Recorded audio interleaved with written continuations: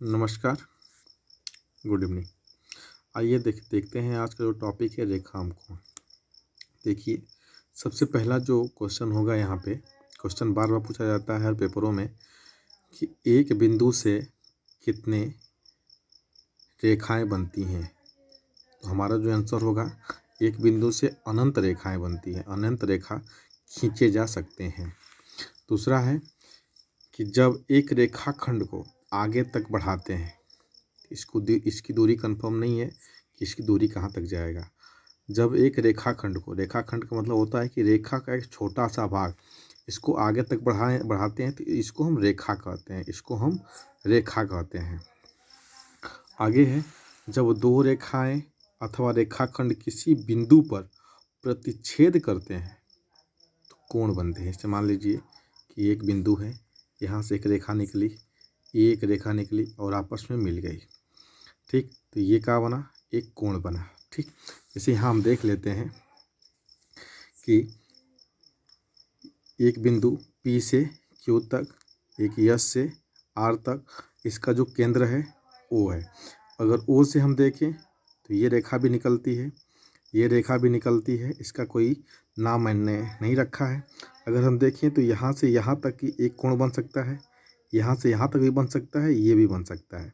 यानी कि अगर हम देखें तो ये कुल मिलाकर 360 अंश के कोण बनेंगे। अगर हम वृत्त की बात करें तो ये कुल मिलाकर 360 अंश के कोण बनते हैं। जैसे मान लीजिए एक चौराहा देखते हैं, एक चौराहा है, चौराहा पे देखिए ये भी 90 अंश का कोण बन रहा है, ये भी 90 अंश का कोण बन रहा है, ये भी 90 अंश का और ये भी 90 अंश का, यानी कि कोण मिलाकर कितने 360 अंश के कोण बनती है। प्रश्न पेपर में पूछे भी जाते हैं। जैसे मान लीजिए कि एक रास्ता है और वो वहाँ से एक रास्ता निकलता है, इसको हम तिरहा बोलते हैं। तो यहाँ से पूछेगा कि तिरहों में कितने अंश का कोण बना है। तो एक तो ये बन गया 90 अंश का, यहाँ से बन गया 90 अंश का, लेकिन यहाँ से जो सीधे वाला है ये बनेगा आपका 180 अंश का। यहाँ भी 360 अंश का कोण बन रहा है। आगे देखते हैं, पहला जो है पूरक कोण। पूरक कोण यानी कह रहा है कि जब दो कोणों का माप 90 अंश हो तो उसे पूरक कोण कहते हैं। जैसे मान लीजिए कि 30 अंश और 60 अंश, इन दोनों का योग कितना होगा, 90 अंश होगा, तो इसे हम पूरक कोण कह सकते हैं।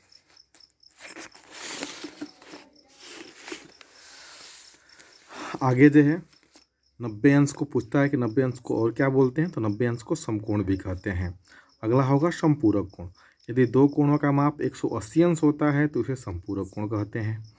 जैसे दो कोण समपूरक हो तो उनमें प्रत्येक कोण एक दूसरे के क्या होते हैं, समपूरक होते हैं। प्रत्येक कोण एक दूसरे के समपूरक होते हैं। जैसे मान लीजिए कि पूछ दिया कि ABC और PQR ये दोनों समपूरक कोण हैं कि नहीं है, दोनों का योग समपूरक है कि नहीं है। तो 60 अधन 120 कितना हो गया, इक्वल टू 180 अंश, यानी कि हम कह सकते हैं कि क्या है, समपूरक कोण है। उसी प्रकार आंसन कोण है। आंसन कोण का मतलब होता है संलग्न कोण। जैसे एक मान लीजिए कि किताब को खोलते हैं हम, तो किताब के दोनों पन्नों के बीच में संलग्न कोण बनता है, उसी कोण को हम लोग बोलते हैं आंसन कोण बोलते हैं। अर्थात अगला जो होता है शीर्षाभिमुख कोण।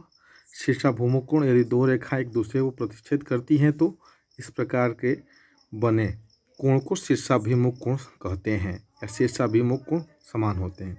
जैसे मान लीजिए कि ये कोण है, ये कोण, जैसे मान लीजिए कि